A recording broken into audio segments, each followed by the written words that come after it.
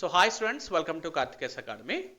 Union public service commission APSC group 1 TSPSC group 1 రాసే అభ్యర్థులు ఎక్కువగా ప్రిలిమ్స్ తర్వాత మెయిన్స్ ఎగ్జామ్ ప్రిపేర్ అవుతున్నప్పుడు మెయిన్స్ ఆన్సర్ డెవలప్మెంట్లో చాలా వరకు కంగారు పడుతూ ఉంటారు. మరి దీనికి గల ప్రధాన కారణం ఏంటంటే తక్కువ సమయంలో ఎక్కువ టాపిక్స్ ప్రిపేర్ అవ్వాల్సి ఉంటుంది. అదేవిధంగా మనకున్నటువంటి లాంగ్వేజ్ ప్రాబ్లమ్స్ కూడా కొన్ని సందర్భాల్లో ఇబ్బంది పెడుతూ ఉంటుంది. ముఖ్యంగా కంటెంట్ మన దగ్గర చాలా ఉన్నా సరే ఇన్ టైంలో దాన్ని ఎగ్జామినేషన్ హాల్లో రీప్రొడ్యూస్ చేయలేకపోవడం వల్ల కూడా మనకి ఎక్కువగా మార్కులు తగ్గే అవకాశం ఉంటుంది. కాబట్టి ఒకసారి నేను చెప్పేటువంటి కొన్ని ఇంపార్టెంట్ టిప్స్ మీకు మెయిన్స్ ఆన్సర్ డెవలప్మెంట్ ప్రోగ్రామ్కి చాలా బాగా హెల్ప్ అవుతుంది. ఇప్పటి నుంచైనా సరే ఏ అభ్యర్థులైతే యూపీఎస్సీ మెయిన్స్ రాస్తున్నారో అండ్ టీఎస్పీఎస్సీ ఆర్ ఏపీఎస్సీ మెయిన్స్కి ప్రిపేర్ అవ్వాలనుకుంటున్నారో, అంటే అఫ్కోర్స్ లాంగ్ టర్మ్ ప్రాసెస్ ఇది. మనం మెయిన్స్ ప్రిపేర్ అవుతున్నాం అంటే సడన్గా 1-2 monthsలో ప్రిపేర్ అయ్యేది కాదు, it will take some time. So కాబట్టి ఒక సిస్టమేటిక్ ఆర్డర్లో స్టెప్ బై స్టెప్ మనం ప్రిపరేషన్ కంటిన్యూ చేద్దాం. ముందుగా ఎవరైనా సరే ఒక గ్రూప్ 1 కానీ యూపీఎస్సీ కానీ మెయిన్స్ రాస్తున్నప్పుడు, అటు బోత్ ఏపీఎస్సీ కానీ టీఎస్పీఎస్సీ కానీ మెయిన్స్ రాస్తున్నప్పుడు ఒకేసారి పెద్ద పెద్ద ఆన్సర్స్ ప్రాక్టీస్ చేయకుండా కాస్త చిన్న చిన్నగా స్టార్ట్ చేస్తే మంచిది. ఉదాహరణకు ఒక టాపిక్ తీసుకొని కేవలం 25 words మాత్రమే ఫస్ట్ ప్రాక్టీస్ చేసి వాటిలో ఉన్నటువంటి స్టేట్మెంట్ అరేంజ్మెంట్స్ కానవచ్చు, గ్రామటికల్ మిస్టేక్స్ కానవచ్చు, మీరు అనుకున్నటువంటి విషయాన్ని ఎగ్జాక్ట్గా ప్రజెంటేషన్ చేస్తున్నారో లేదో చూసుకోండి. ఆ విధంగా 25 words నుంచి 50 wordsకి పెంచండి, తర్వాత 75 words పెంచండి, తర్వాత 125. ఇలా మీరు ఒక సిస్టమేటిక్ ఆర్డర్లో స్టెప్ బై స్టెప్ వెళ్ళాలి. కానీ ఒకేసారి కొన్ని క్వశ్చన్స్ చదివి దాన్ని గుర్తుపెట్టుకొని వాటిని మెయిన్స్ క్వశ్చన్స్ ప్రిపేర్ అవ్వడం అనేది మరి అంత అడ్వైజబుల్ అయితే కాదు. సో దయచేసి ఎప్పటికైనా సరే ఈ ప్రతిరోజు తప్పనిసరిగా ఎంతో కొంత మీరు పేపర్ పెన్ తీసుకొని ఒక టాపిక్ మీద కాస్త ఇన్ఫర్మేషన్ చదివి మీ మైండ్ దాన్ని ఏ విధంగా రీకలెక్ట్ చేసుకోగలుగుతుందో వాటి మీద ఎక్కువ వర్క్ చేయండి. అయితే జనరల్ ఇన్ఫర్మేషన్ మనము చూస్తుంటాము, అబ్జర్వ్ చేస్తుంటాము, రాసేస్తూ ఉంటాం. కానీ కాంపిటేటివ్ ఎగ్జామ్స్లో టెక్నికల్గా సబ్జెక్టు నాలెడ్జ్ కావాలి. కాబట్టి వాటికి సంబంధించి ఈ రోజు నుంచి మన కార్తికేస్ అకాడమీ మెయిన్స్ క్వశ్చన్స్ని ఏ విధంగా రాయాలి, వాటికి సంబంధించిన మోడల్ ఆన్సర్స్ కూడా మీకు స్క్రీన్ మీద ప్రజెంటేషన్ చేస్తాం. మన దగ్గర ఆల్రెడీ మెయిన్స్ ఆన్సర్ డెవలప్మెంట్ ప్రోగ్రాంలో చాలామంది పిల్లలు ప్రిపేర్ అవుతున్నారు. కాబట్టి రెగ్యులర్గా వాళ్ళకి ఒక 5 మెయిన్స్ క్వశ్చన్స్ ఇవ్వడం జరుగుతుంది. ఇలా మండే టు ఫ్రైడే వరకు కూడా వాళ్ళకి 25 మెయిన్స్ క్వశ్చన్స్ కంప్లీట్ చేసి ఎవ్రీ సాటర్డే వాళ్ళకి ఎగ్జామ్ అయితే నిర్వహిస్తున్నాం అనమాట. మీరు కూడా ఆల్రెడీ స్క్రీన్ కనిపిస్తుంది కాబట్టి సో 1 క్వశ్చన్ అయినా 2 క్వశ్చన్స్ అయినా 3 అయినా ఒక సిస్టమేటిక్ ఆర్డర్లో మీరు ప్రిపేర్ అవుతుంటే మెయిన్స్లో ఎక్కువ స్కోర్ తెచ్చుకోవడానికి అవకాశం ఉంటుంది. మరి త్వరలో ఏపీఎస్ నుంచి కూడా మరి గ్రూప్ 1 నోటిఫికేషన్ వచ్చే అవకాశాలు అయితే ఉన్నాయని అందరూ అంటున్నారు. కాబట్టి మరి 150+ వేకెన్సీస్ ఉండే అవకాశం ఉంది. కాబట్టి మరి ఆంధ్రప్రదేశ్ పబ్లిక్ సర్వీస్ కమిషన్కి ప్రిపేర్ అవుతున్న అభ్యర్థులందరూ కూడా so mains answer development programme మీద ఫోకస్ చేయండి. ఆల్రెడీ ఇప్పటికే మీరు గ్రూప్ 2 చాలా వరకు సబ్జెక్ట్స్ బాగా చదివి ఉంటారు. కాబట్టి మెయిన్స్ ప్రిపేర్ అవ్వడం మీకు అంత పెద్దగా టఫ్ అయితే ఉండదు. మీరు చేయాల్సిందల్లా మీ మైండ్లో ఉన్నటువంటి ఇన్ఫర్మేషన్ని మీ చేతి ద్వారా పేపర్ మీద ప్రజెంటేషన్ చేసే కెపాసిటీ సాధిస్తే చాలు. రైటా? ఈరోజు మనము ఒక ఇంపార్టెంట్ మెయిన్స్ క్వశ్చన్ చూద్దామండి. అసలు మెయిన్స్ క్వశ్చన్స్ రాసేటప్పుడు ఎగ్జామినర్ ఏం ఎక్స్పెక్ట్ చేస్తాడో చూద్దాం. అదేవిధంగా అభ్యర్థులు ఎటువంటి మిస్టేక్స్ చేస్తారో కూడా చూద్దాం. సో క్వశ్చన్ తగ్గట్టుగా రెలవెంట్ ఆన్సర్ ఉంటే డ్యామ్ షూర్గా మంచి మార్క్స్ పడతాయి.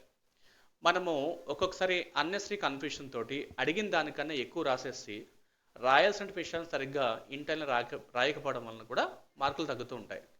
ఈరోజు ఒక చాలా సింపుల్ మెయిన్స్ క్వశ్చన్ మనం చూద్దాం. ఇదే క్వశ్చన్ని ఏపీఎస్సీ గ్రూప్ 1లో ఒకసారి అడగడం జరిగింది, అలాగే యూపీఎస్సీలో కూడా అడుగుతాడు. కాబట్టి మరి ఈ క్వశ్చన్స్ గురించి ఒకసారి చూద్దాం. ఇండియన్ కాన్స్టిట్యూషన్ ప్రిపేర్ అయ్యేటప్పుడు చాలా టాపిక్స్ మనకి కనిపిస్తూ ఉంటాయి. దాంట్లో ద ఫస్ట్ టాపికే the nature of the Indian constitution, తర్వాత the salient features of the Indian కాన్స్టిట్యూషన్గా కనిపిస్తుంది. అంటే భారత రాజ్యాంగంలో అతి ముఖ్యమైనటువంటి ఫీచర్స్ ఏంటి, అంటే ఆ డాక్యుమెంట్కి ఉన్నటువంటి ప్రత్యేకత ఏంటి, ద మోస్ట్ సిగ్నిఫికెంట్ ఫీచర్స్ ఏమున్నాయని చూడమంటాడు. రైట్, ఇప్పుడు ఈ ప్రశ్నలో 10 సేలెంట్ ఫీచర్స్ అయితే రాయడం అని అడిగారు. అయితే మనకి 150 పదాలు రాయాలి, 125 words రాయాలని ఎగ్జామినేషన్ హాల్లో మనకి ప్రశ్న ఇచ్చిన దాన్ని బట్టి రాయాల్సి ఉంటుంది. కాబట్టి అభ్యర్థులు ఏ ప్రశ్న రాసినా సరే మనకి minimum 7 minutes to maximum 10 minutes వరకు అవకాశం ఉంటుంది. కాబట్టి నెంబర్ ఆఫ్ క్వశ్చన్స్ బట్టి మీ యొక్క కంటెంట్ యొక్క క్వాంటిటీని తగ్గించుకోవాలా పెంచుకోవాలా కూడా చూసుకోవచ్చు అనమాట. రైట్, ఇప్పుడు ఇండియన్ కాన్స్టిట్యూషన్లో most 5 or 6 or 10 salient features ఒకసారి చూద్దామండి. రైట్, సో మనం 10 అని అడిగాం కానీ మేబీ 5 రాసుకుని సరిపోతుంది. వాడు జనరల్గా 5 అడుగుతాడు, టైం సరిపోదు కాబట్టి. సో ఫస్ట్ లెంథియస్ట్ రిటర్న్ కాన్స్టిట్యూషన్ అంటున్నాం. అంటే ప్రపంచంలో టైప్స్ ఆఫ్ కాన్స్టిట్యూషన్ తీసుకుంటే ఒకటి రిటర్న్ కాన్స్టిట్యూషన్, 2 అన్రిటర్న్ కాన్స్టిట్యూషన్ అంటుంటాము. అంటే లిఖిత రాజ్యాంగము అలిఖిత రాజ్యాంగంగా చెప్తుంటాం. మరి రిటర్న్ కాన్స్టిట్యూషన్ ప్రపంచంలోనే మొట్టమొదటిసారిగా అమెరికన్ కాన్స్టిట్యూషన్ మనము రిటర్న్ కాన్స్టిట్యూషన్గా చెప్తున్నాము. మరి ప్రపంచంలోనే అతిపెద్ద లిఖిత రాజ్యాంగం ఎవరిది అంటే భారత రాజ్యాంగంగా గుర్తించాల్సి ఉంటుంది.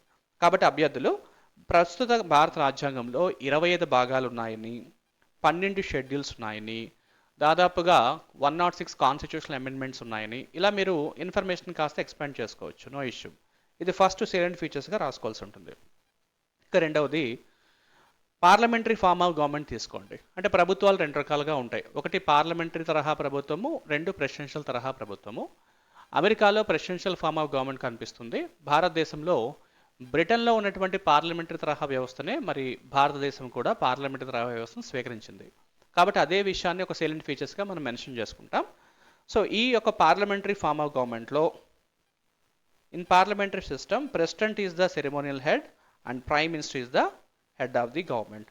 The real head of the government ఎవరంటే ప్రైమ్ మినిస్టర్స్ అండి.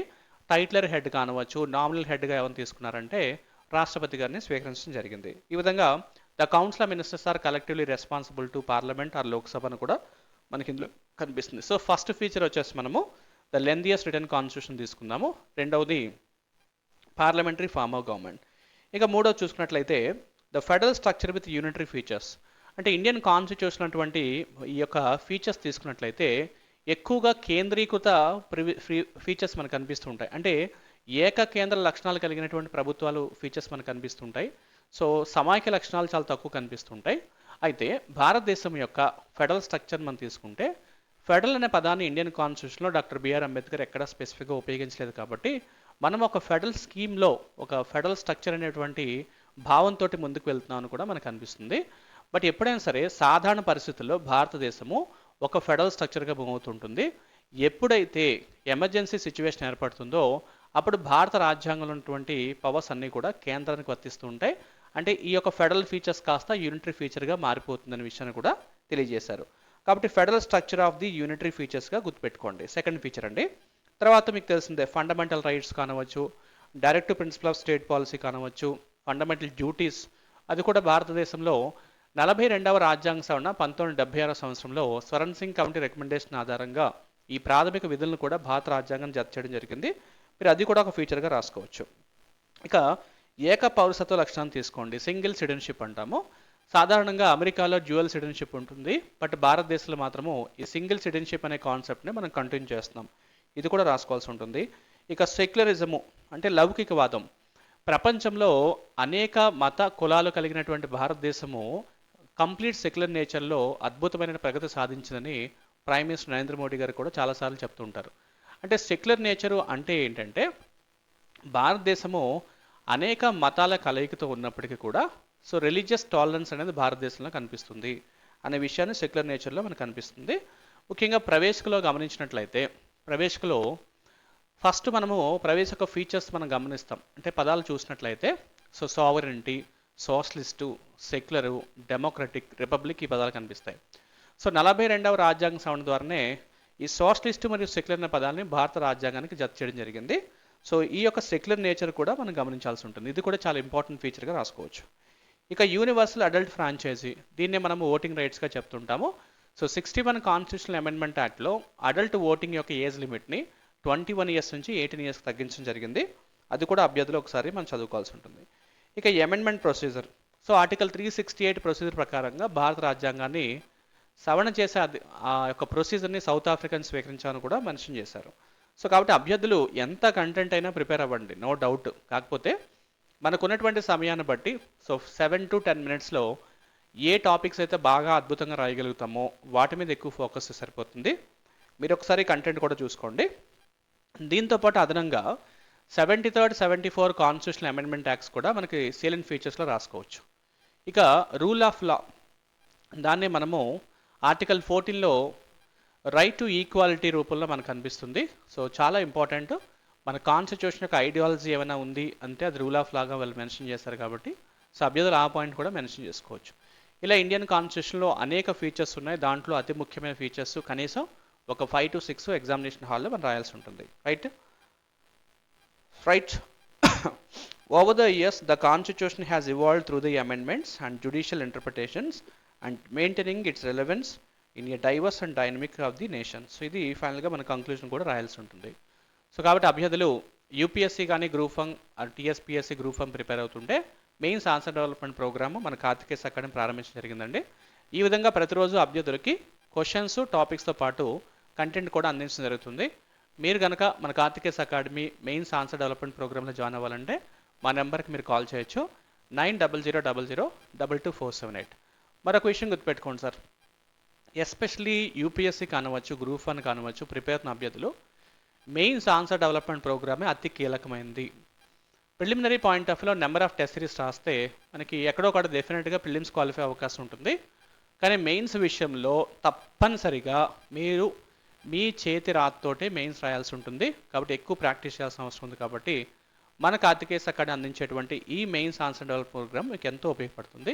And I wish you all the best. Thank you very much.